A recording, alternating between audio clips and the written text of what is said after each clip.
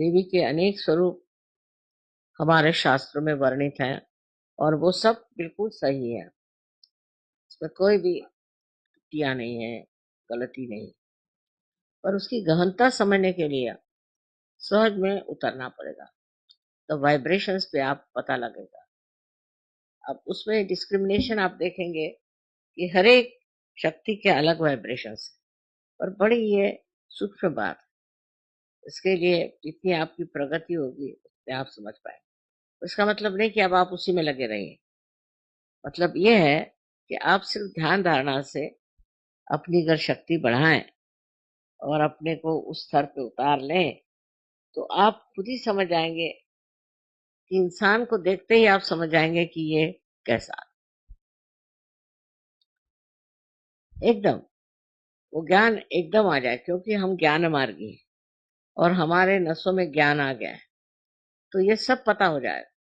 पर उसके लिए ध्यान करना बहुत जरूरी, और कोई इसका मार्ग नहीं है कि आप बड़े पूजन करिए, भजन करिए और ये करिए वगैरह, कुछ ध्यान करना चाहिए। और उसके साथ ही साथ इंट्रोस्पेक्शन, मैं क्यों कर रहा हूँ ऐसे, मुझे ऐसे क्यों करना है, अपने ऊपर ध्यान होना है और दूसरे को ऊपर नहीं कि वो क्यों करा, क्योंकि उसका कोई फायदा नहीं होने वाला।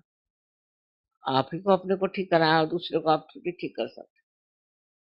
तो अपने ऊपर ध्यान रखें कि मैं ऐसे क्या कर रहा हूँ, मैं ऐसे क्यों सोच रहा हूँ, मेरे दिमाग में ऐसी बातें क्यों आती है।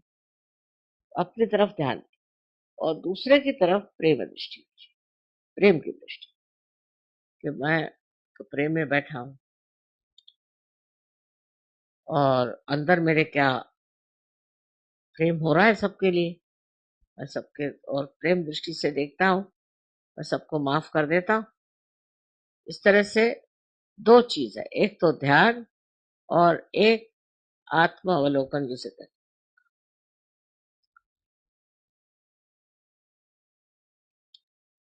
तो ये दोनों चीजों से मनुष्य की प्रगति होती है। माने एक तो ध्यान, वो तो बात सही कि ध्यान से आप अपने अंदर और चैतन्य अंदर लेकर के और बढ़, और अपने अवलोकन से, अपने के इंट्रोस्पेक्शन से भी आप अपने अंदर के जो बीच में ऑब्स्टिकल्स हैं उनको निकाल। जैसे एक नदी का प्रवाह बह रहा है, अब उसके अंदर बहुत से पत्थर हैं, कुछ है, तो प्रवाह ठीक से बह नहीं सकता। अगर वो पत्थर क्या है आप देख दें और निकाल लें, तो कुंडलिनी का प्रवाह बिल्कुल बहुत जोरों में बह सकता है। और वही उसके बाद यही बात है कि आप स्वयं ही इसको महसूस करेंगे, उसकी प्रचीति होगी कि आप एकदम स्वच्छ हो, अब कुछ रहा नहीं, आप एकदम स्वच्छ हो। वो चीज अंदर से आनी चाहिए। उसमें एक तरह से मैं कहती हूँ ध्यान तो आप लोग करते हैं, ये मुझे मालूम, लेकिन इंट्रोस्पेक्शन, अपने बारे में सोचना चाहिए। उसमें क्रिटिसाइज करने की जरूरत है अपने को, लेकिन उसको साक्षी भाव से देखना।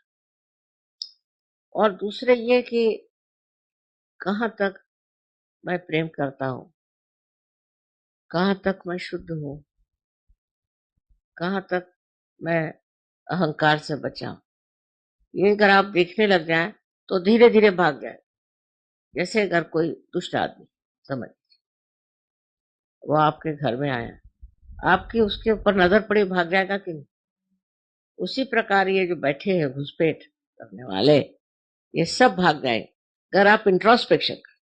पर अगर अपने अहंकार में मैं तो ठीक हूँ, मैं तो बिल्कुल ठीक हूँ, ऐसे चले, तो यही सफाई करने की जरूरत, यही निर्मलता, यही स्वच्छता अंदर आने की जरूरत है। और कुंडलिनी तो अपना कार्य कर ही नहीं, वही आपको छुड़ाएगी। नो, ये तो कोई कह नहीं सकता कि हम छुड़ाएंगे, लेकिन आपकी दृष्टि पड़ते ही वो चीज खत्म, दृष्टि पड़ते ही आपकी वो जो बातें हैं। अब किसी को है थोड़ी थोड़ी लोलुपता होती है, जैसे कि सत्ता की लोलुपता, अब दौड़ रहे हैं दौड़ रहे हैं दौड़ रहे हैं, वो सत्ता मिल गई फिर भी रुके नहीं, तो चाहते फिर और कोई सत्ता मिले, फिर उसके पीछे दौड़ रहे हैं, उसका कोई अंत नहीं होता। पर अगर ये चीज आपकी नजर में आए कि अरे मैं तो पागल जैसे दौड़ रहा हूँ ये सत्ता के पीछे में, इसमें क्या बेकार, शांति से बैठ, जो मिलता है उसको उपभोग हो। आप दौड़ रहे हैं, जो मिला उसको भी नहीं उपभोग करे, उसका भी नहीं आनंद उठा रहे हो, फिर दूसरे के पीछे भाग रहे हो, दूसरे जब ये दशा आ जाए, उसको मैं सहजावस्था का, तो सहजावस्था में सारी देवी शक्तियां जितनी हैं आपके चरणों, आपको संभालेगी, आपको गाइड करेगी, आपको वरदान देगी, सारी चीज आ जाए, पर सहजावस्था नहीं चाहिए। उसमें मैं ये करने वाला हूँ, मुझे करना चाहिए, मुझे ये करना है, वो कर, ये जब शुरू रहता है तो मैं कहती हूँ कि अभी सहजावस्था नहीं। और जब सहजावस्था आई तो जैसे एक छोटा बच्चा पलने में पल जाए, ऐसे ही माँ की शक्ति के स्वरूप में हो जाता है। और ये जितनी भी शक्तियों का वर्णन है, वो सारी शक्तियां हर पल हर तरह से मदद, जिसकी जो जरूरत होती है पूरी, हर एक शक्ति में कोई ना कोई ऐसी विशेषता है। और इसलिए शक्ति की हम लोग पूजा करते हैं।